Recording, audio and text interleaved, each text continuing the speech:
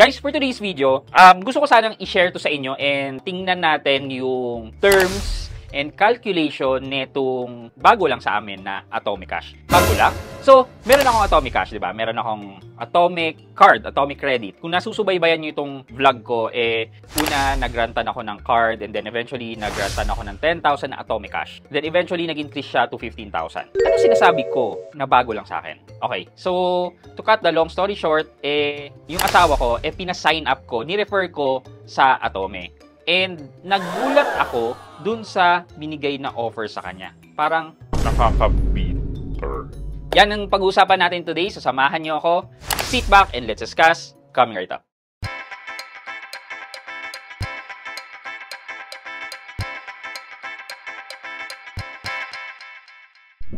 Hi guys, this is Pat and you're in Pat Quintos Review TV.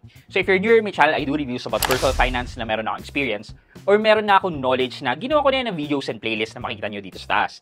At kung bago ka dito sa channel ko, you may want to consider subscribing to my channel. Okay, yeah. So, nasabi ko na nga kanina yung brief background experience ko with Atomic Cash. So, right now, ang offer sa akin ni Atomic Cash ay 15,000 pesos with a tenure of up to 6 months. Nakadepende kasi yung tenure ng loan mo dun sa amount na hinihiram mo. Nung nagka-calculate ako before, nakita ko rin na yung interest is the same na binibigay sa akin. Nasa around 6% yung binibigay sa akin. Pero, nasabi ko nga sa inyo kanina na pinag-apply ko ang asawa ko ng Atomic Credit. So, yun ang na-approve sa kanya ng una. And then, ito, papakita ko sa inyo na na-approve din siya for an Atomic Cash. Ayan. So, tingnan natin kung magkano yung credit limit na na-approve sa kanya. So, papakita natin yung buong application process ng Atomic Cash and then tingnan natin yung naging credit limit na binigay sa kanya. Okay, so ito yung kanyang Atomic dashboard. Ayan, nakalagay, cash get up to 55,000 pesos daw. So, yun ba yung maximum niya? 55,000. Makikita nyo, ang kanyang credit limit ng Atomic card is 9,000 pesos. So, ito, i-click dito yung cash para makapag-apply. Previously, ang nakalagay dito is waiting list. Nagulat ako nung sinilip ko to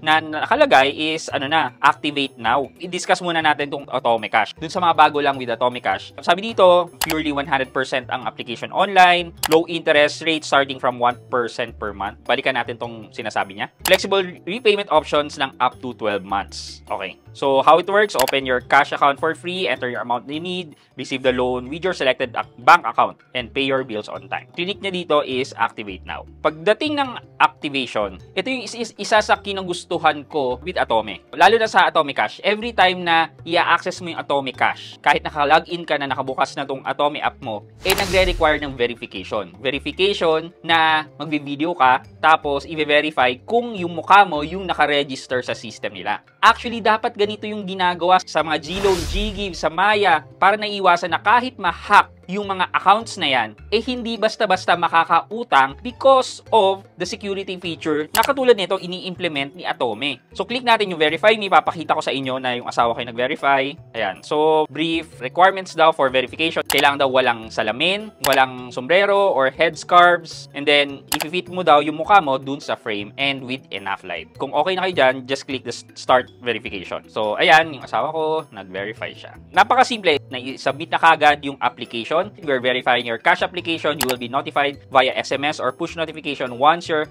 application has been reviewed. Check again later. Pero wala pang 1 minute, as in segundo lang, lumabas na kagad, your account is ready. Total loan limit is 40,000 pesos. And yun nga, yung installment term niya ay 12 months. So, stop muna tayo doon before tayo mag-proceed sa calculation. So, hindi ko talaga alam kung paano nangyari yun. Medyo bitter-bitteran ako. Though, ako naman asawa ko, basically, account ko rin yun. Joint finances kami. So, kung ano yung utang ko, utang niya. Ano yung utang niya, utang ko rin. Diba? Ako nagbabayad ng utang niya, ako nagbabayad ng utang ko. Ganon. So, wala naman. So, basically, parang additional na security loan yan para sa akin if ever na kailanganin. Pero, going past that, hindi naman yung hindi naman nakakaingit dahil binigyan siya ng ganon. Ano yung naging criteria? To tell you the truth, yung asawa ko medyo hindi maayos ang credit score. Nasa, fair yung credit score niya. So, nasa 600 plus yan ng lista. And then, mine is nasa good, which is 700 plus. Though, konti lang naman ang difference. Pero, iba pa rin yung rating kasi sa credit score. Kapag nasa 600 ka, talagang medyo risky kang pahiramin. And dun sa mga good, medyo less risk kang pahiramin. Ito pa, compare ko din. Nung na-approvean ako ng Atomic Credit, may trabaho pa ako sa corporate. So, ang binigay na starting credit limit sa akin ni Atomic ay 6,000 pesos. While yung asawa ko, binigyan siya ng 7,000 pesos na during that time na ni-refer ko siya, kasama ko na siya dito sa pag-freelance ko as a content creator. So, technically, parang housewife yung current status niya. Though tumutulong siya sa akin sa trabaho. Pero in terms of work documents, wala naman. Yeah, ganon. So, bakit magkaiba?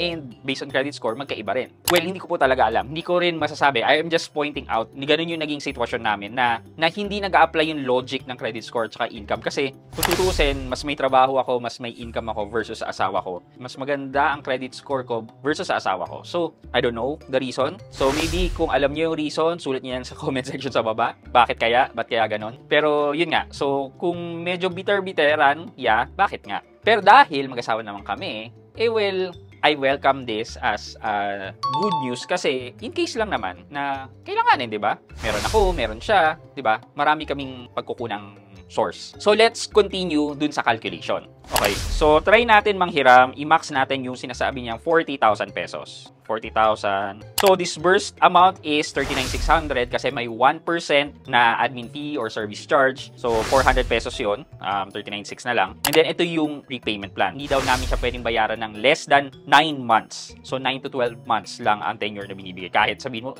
Isang buwan ko lang na makailangan, next month may pera ako. Pero wala. so, piliin natin yung 9 months. Sa 9 months na installment plan, lumalabas na yung 40,000 ay nasa around 4.5% sa loob ng isang buwan. So, kung i-calculate natin yan, 4.5 times 9, lumalabas na 40.5%.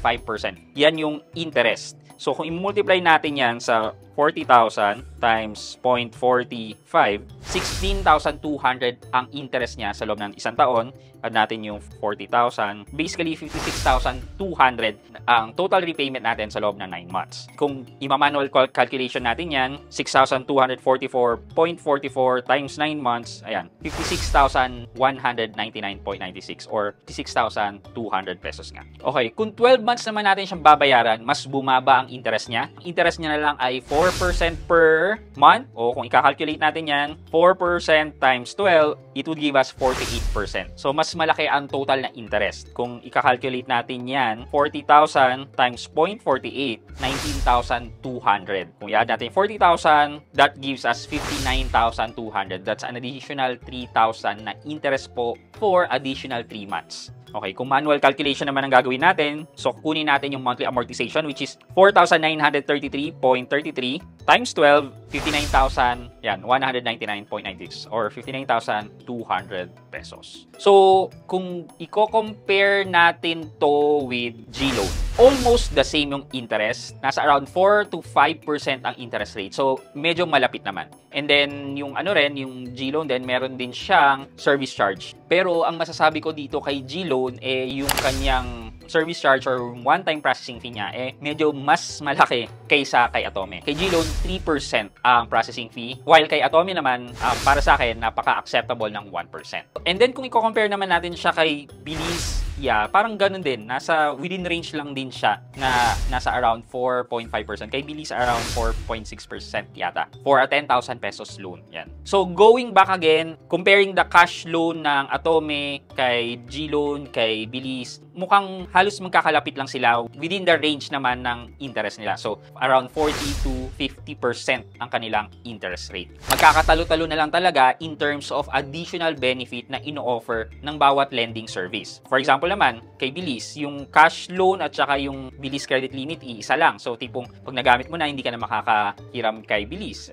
Kay Atome naman, magkaiba ang cash loan credit limit sa Bilis credit limit. So, di ba, merong strength and weaknesses bawat isa. Gagawa natin ng video later on yan. Papakita natin yung strengths and weaknesses ng bawat isa. And para magkaroon kayo ng comparison kung ano ba yung mas maganda para sa inyo. Okay, for our question of the day po, na-mention ko po kanina na combined ang finances namin. Utang ko, utang namin dalawa, utang niya, utang namin dalawa. Sa tingin niyo po ba, effective po ba ang combined finances para sa mga mag-partner o sa mag-asawa? O dapat po bang separate po sila? Ako po kasi naniniwala po ako na kapag combine, mas nakikita nyo po yung overall picture. Kaysa kapag magkahiwalay sila, pwedeng baon na pala ako sa utang na hindi niya nalalaman. Ewan ko po, ano po sa tingin nyo? Let me know po sa comment section sa baba at may chance po kayo manalo ng 1,000 pesos sa ating weekly GCash giveaway at syempre sa ating cellphone giveaway for this month of June. Yun lamang po for today's video, but before we end, mag-shoutout po muna tayo at shoutout po kay Raymond Tebs Gorero at Raymond Gorero 6870. Sabi po niya, I think Sir Pat, gagamitin nila yung mga ganyan for blackmailing you if you cannot pay them. Pa-shoutout po Sir Pat. Always watching from Iloilo City. At Raymond Gorero 6870, Raymond Tebs Gorero.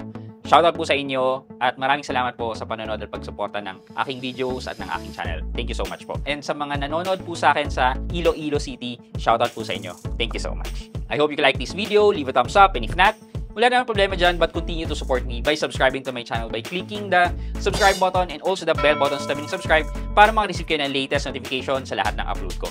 Again guys, this is Pat Quinto and you're in Pat Quinto's Review TV. Bye-bye!